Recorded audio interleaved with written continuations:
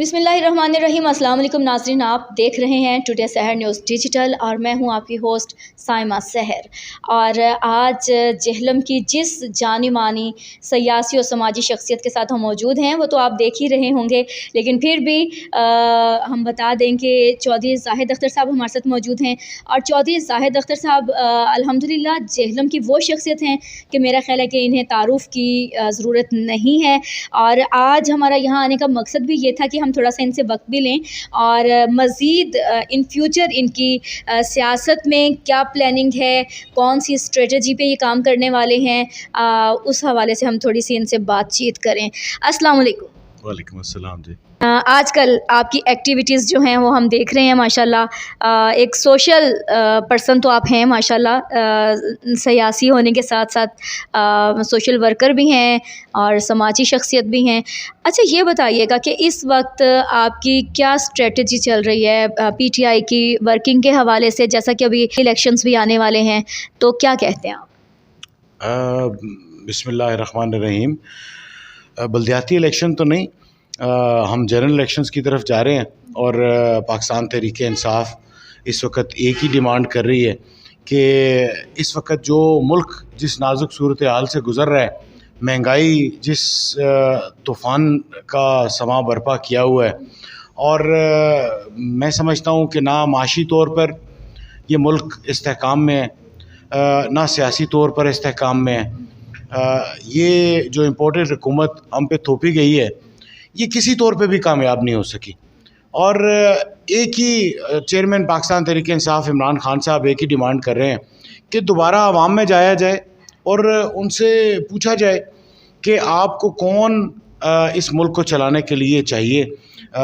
Vote वो ताकत है जो डिटरमिन करेगी कि किसको जो है वज़ीर आज़म आना चाहिए और किसको इस मुल्क की बागडोर संभालनी चाहिए। और हम पिछले 8 महीने से खान साहब के साथ इस जद्दोजहद में शामिल हैं, चाहे कोई मार्च है, चाहे हमारे यहाँ पे जलसे हैं, चाहे धरने हैं, चाहे कोई रैलीज़ हैं। हम पार्टी के वर्कर हैं और पार्टी के वर्कर का काम है वो अपनी पार्टी की लाइन को ऊपर चलता है। और अल्हम्दुलिल्लाह हम इमरान खान साहब के साथ, उनके विज़न के साथ, उनकी सोच के साथ, उनकी शाना बशाना मौजूद हैं। और being party member north region का हिस्सा होने के हैसियत से मैं नॉर्थ रीजन में भी अपना किरदार अदा कर रहा हूँ। और जेहलम की पॉलिटिक्स में भी आपको नज़र आता है कि हर एक जो भी हमें लाइन मिलती है, जो भी ऑर्डर मिलता है, उसके मुताबिक हम इंशाल्लाह ज़रूर यहाँ पे पार्टिसिपेट कर रहे हैं और आगे भी पार्टिसिपेट करेंगे। अच्छा सर, ये भी बताइएगा कि माशाल्लाह जैसा कि हम सब जानते हैं कि आप वाइस प्रेसिडेंट नॉर्थ पंजाब भी हैं पाकिस्तान में, और आपकी एक्टिविटीज़ और ज़िम्मेदारी जो हैं वो बहुत ज़्यादा बढ़ गई। इस वक्त जो हम करंट सिचुएशन देख रहे हैं पाकिस्तान की कि आटा जो है वह नायाब हो गया। अच्छा, ऐसे ही होता है कि हालांकि ज़रूरी मुल्क है हमारा, कभी आटा गायब हो गया, चीनी गायब होगी, प्याज, टमाटर, आलू, कुछ ना कुछ शॉर्टेज होती है। क्या आपको लगता है कि इसके पीछे किसी का हाथ होता है, या फिर ये वाकई कुछ मतलब ज़रूरी लिहाज से वो चीज़ की डेफिशिएंसी हो जाती है? ये तो मिसमैनेजमेंट है, सिंपल। जो आपके ऐवान इक़्तिदार है, ये तो उसने मैनेज करना है, उसने देखना है कि आपके पास डिमांड कितनी है और सप्लाई कितनी है, आप कितना ग्रो कर रहे हैं, आप कितना कंज्यूम कर रहे हैं, और आपको क्या जो है वो इंपोर्ट करना है और कितना आपने एक्सपोर्ट करना है। जो ज़्यादती है आपके, जो आप यहाँ पे ग्रो कर रहे हैं, जो आप एग्रीकल्चर मुल्क हैं, तो जो आप पैदावार आपके पास है जो ज़्यादा हो जाती है, वो आपने मुल्क से बाहर उसको एक्सपोर्ट करना है। और जो कमी है आपको, चाहे वो चीनी की है, चाहे वो आटे की है, चाहे वो कपास की है, चाहे वो तेल की है, चाहे वो किसी भी चीज़ की है, वो आपने इंपोर्ट करनी है। तो ये तो सिंपली जो बैठे हुए हैं इनकी इंतहाई गंदी मैनेजमेंट है। इनको अंदाज़ा ही नहीं है, लास्ट मोमेंट के ऊपर आके इनको पता लगता है कि हमारे पास ऑयल के रिजर्वाइज कम हैं, हमने ऑर्डर इस दफ़ा किया नहीं, हमारे शिप्स जो हैं वो भी अभी तक लगे नहीं। आटा हम शायद हमारी जो पैदावार है वो हमेशा जब भी, अभी ये हमने गंदम जो है वो हम क्योंकि ख़ुद ज़िम्मेदार लोग हैं, हमने अभी गंदम जो है वो बोई है, जाके हम कोई मई इसको अप्रैल में जाके जो है वो काटेंगे। तो ये जो इन बिटवीन जो पीरियड है, जब हम पिछली जो हमने जो काटी थी जिसको हम इस्तेमाल कर चुके, उसने आके एक टाइम के ऊपर कम होना था। अगर आपने कम ग्रोथ आपकी हुई है तो फिर आपको इंपोर्ट करनी पड़नी।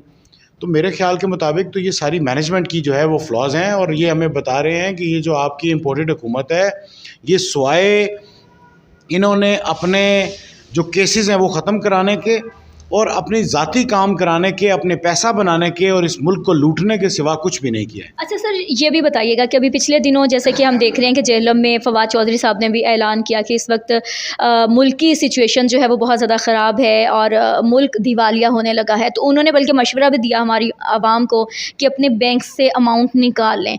क्या आपको लगता है कि इस वक्त हमारी जो सिचुएशन है वो ऐसी हो रही है, मुल्क दिवालिया हो रहा है और आवाम को बैंकों से पैसे निकाल लेने चाहिए? अब मुल्क तो आपको सामने नज़र आ रहा है कि हम बिल्कुल माशी तौर पर एंड लगे हुए हैं, बिल्कुल दिवालिया शायद डिक्लेयर ना किया हो। तो जो हमारे इंडिकेटर्स हैं वो तो इसी तरफ ही जा रहे हैं। अब बैंकों से पैसा निकलवाना मैं इसके जो है वो नहीं कहता, क्योंकि हर बैंक जो है वो अपना एक तरीके से एक स्टेट बैंक है, वो उसने आपको गारंटी दी हुई है। आपके जो फॉरेन अकाउंट्स हैं, जो एफसी अकाउंट्स हैं, उनके ऊपर तो शायद कोई किसी जगह पे कदगन लगी हो। जो नॉर्मल आपके अकाउंट्स हैं वो तो चल रहे हैं। लेकिन मैं फिर दोबारा यही जो हालात पैदा कर दिए गए हैं इस मुल्क के लिए, ये स्पेशली जब खान साहब जा रहे थे, उन्होंने ये कहा था, चीख चीख कर कहा था कि ये बड़ी मुश्किल से हमने इन इंडिकेटर्स को रोक के रखा हुआ है, बड़ी मुश्किल से हमने ये जो पाकिस्तान की एक मईशत है इसको संभाला दिया हुआ है। ये इस वक्त ऐसी नाजुक सूरत हाल पे पाकिस्तान खड़ा हुआ है कि अगर आप ऐसा जो ब्लंडर करेंगे, ये मुल्क के लिए नहीं ठीक होगा। वही कुछ हुआ, यही हमारे साथ किया गया, वही ब्लंडर हमारे साथ ये आके इम्पोर्टेड हुकूमत, ये नाअहलों की और ये चोरों की हुकूमत ला के हमारे सर पे बिठाई, और आज मुल्क वही कुछ देख रहा है जो खान साहब आज से 8 महीने पहले बयान कर गए थे। ये कोई ऐसी चीज़ नहीं है कोई अनहोनी हो रही है। तो ये तो पहले ही चेयरमैन इमरान खान साहब ने बता दिया था कि जितनी मुश्किल से हमने सहारा दिया हुआ है और जिस तरह हम इसको चला रहे हैं, इसको इसी तरह हमें बेहतरी की तरफ लेके जाने दें, ये टर्म पूरी करने दें। ये टर्म पूरी होगी तो इस मुल्क के लोगों को अगला अपना जो है वो लीडर चुनने का मौका मिलेगा। उस वक्त तक हम किसी ऐसी पोजीशन पे पहुंच जाएंगे जहां पे ये आज जो हमें देखना पड़ रहा है कि हमें जाके कशकोल उठा के दर दर की ठोकरें खाना पड़ रही हैं, और उन चोरों लुटेरों को कौन पैसे देगा, इनके ऊपर एतबार कौन करेगा? जो खुद कदगन मार के आए हुए हैं, इनको किसने पैसे देने हैं बाहर से? ये जहाँ पे भी कशकोल उठा के जाते हैं, आगे से इनके मुंह पे चपेट पड़ती है, इनके ऊपर तो एतबार ही कौन नहीं कर रहा। तो इस मुल्क का हालत तो दिवालिया के करीब पहुंची हुई है, और इसको कहाँ पे लेके जाना है और कौन सा दिन हमें दिखाना है। मैं तो कहता हूँ कि ये इलेक्शन अब एज सून एज पॉसिबल करा देने चाहिए, इस सारे मामले से बाहर निकलना चाहिए, ताकि जो भी आवाम की राय से जो नई हुकूमत आए, जो नया लीडर आए, उसको पता हो कि मैंने 4-5 साल इसको लेके चलना है, अगले 5 साल का टर्न्योर मेरे पास है। लोग भी उस पर एतबार करें कि आपके जो आपका जो चुनाव होके नया प्राइम मिनिस्टर आए हैं, इसके पास 5 साल का टर्न्योर है, इसके पास कोई एक मैंडेट है। यहाँ पे तो लोग ये कहते हैं कि ये तो मैंडेट चोरी करके आए हैं, तो क्या उन्होंने इनके ऊपर एतबार करके इनको पैसे देने हैं? उधार मांगने जाएं किसी के पास, आप खुद किसी को उधार देने के लिए आपके पास कोई बंदा है, आपको पता लगे कि इसने 2 दिन बाद यहाँ से चले जाना है, तो आप उसको उधार देंगी? कभी भी नहीं देंगी। तो मुल्क कैसे दें इनको एतबार? सही। अच्छा, एक और अभी जो है वो पर्सनली सवाल भी सियासत के हवाले से कि आप क्या देखते हैं कि इन फ्यूचर आपको टिकट मिलेगा? वैसे तो हमारी दुआएं हैं कि अल्लाह करे इंशाल्लाह आपको ज़रूर टिकट मिले, लेकिन अगर खुदा ना ख्वास्ता नहीं मिलता तो देन फिर आपकी सपोर्ट और आपकी बेस्ट विशेस क्या, आपकी जो वफ़ादारियाँ हैं वो पार्टी के साथ ही होंगी? आपके सवाल के 2 हिस्से हैं। पहला हिस्सा कि क्या आपको टिकट मिलेगा। मैं समझता हूँ कि हम डेमोक्रेसी में और जिस पार्टी में हम काम कर रहे हैं, मैं 2014 से पाकिस्तान तहरीक-ए-इंसाफ के साथ मुंसलिक हूँ। तो मैं पार्टी में यही तरीक़ाकार होता है राइज कि आप अपना जो टिकट के लिए एप्लीकेशन देते हैं तो हर बंदे को हक़ है कि वो अपना टिकट के लिए एप्लीकेशन दे, और पार्टी का इख्तियार है कि वो जिसको चाहे, जिसको समझे कि ये वाकई सूटेबल कैंडिडेट है, इसके पास वोट बैंक मौजूद है, इसके पास एक्सपर्टीज़ मौजूद हैं, ये इस अवाम को असम्बली में जाकर ज़रूर रिप्रेजेंट कर सकता है, उनका नुमाइंदा बन सकता है, तो वो उसको टिकट देते हैं। तो मैं समझता हूँ कि अप्लाई करना तो सबका हक़ बनता है। और दूसरा आपका हिस्सा था कि अगर आपको टिकट ना मिले तो ये भी इसी डेमोक्रेसी का हिस्सा होता है कि कई लोगों को जो है वो टिकट मिल जाता है, कहीं को नहीं मिलता। तो ये डेमोक्रेटिक वे है, अगर टिकट नहीं मिलेगा तो जो पार्टी फ़ैसला करेगी हम पार्टी के फ़ैसले के साथ होंगे, और जो पार्टी का नज़रिया और सोच लेके इस पार्टी का टिकट लेके आएगा हम उसकी सपोर्ट करेंगे इंशाल्लाह। अच्छा सर, आखिर में क्या पैगाम देंगे आप देखने वालों को? मैं दुआ गो हूँ जी इस मुल्क के लिए, अपने कौम के लिए। सबसे बड़ी चीज़ कि हम सबको अपने राइट्स के लिए बाहर निकलना चाहिए। इस वक्त जिस जगह पे ये मुल्क जिस नहज पे पहुँच चुका है, हमें ख़ान साहब के विज़न को सामने रखते हुए एक वाहिद वो शख्स हैं, मैं समझता हूँ कि अगर इस पाकिस्तान की खुशनसीबी है कि हमें ख़ान साहब जैसा लीडर मिला, हमें ख़ान साहब जैसा एक ऐसा शख्स मिला जो अपनी ज़ात अपने ख़ानदान से बालातर होके इस मुल्क और कौम की सोच रहा है, और इस मुल्क और कौम को ख़ान साहब के साथ खड़ा होना चाहिए ताकि हम अपने मुल्क को आगे बढ़ता देख सकें और इस मुल्क की खैर हो, मेरा पाकिस्तान बेहतर हो, मेरे इस मुल्क में खुशहाली आए, गरीब आदमी बेहतर हो। मेरा पैगाम सिर्फ़ इस वक्त इस कौम को ये है कि जागो और ख़ान साहब के साथ खड़े हो।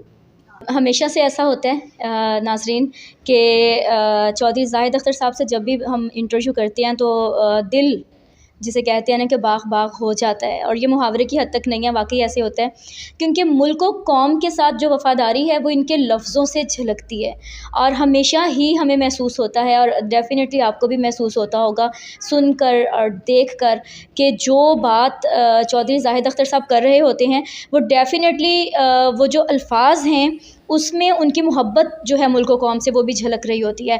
और बहुत शुक्रिया चौधरी साहब कि आपने हमें अपना कीमती वक्त दिया, और नेक्स्ट भी इंशाल्लाह ताला हम इसी तरह के प्रोग्राम लेकर हाज़िर होते रहेंगे। हमारे प्रोग्राम को लाइक, कमेंट और हमारे चैनल को सब्सक्राइब करना नहीं भूलिएगा। इजाज़त दीजिए, अल्लाह हाफ़िज़।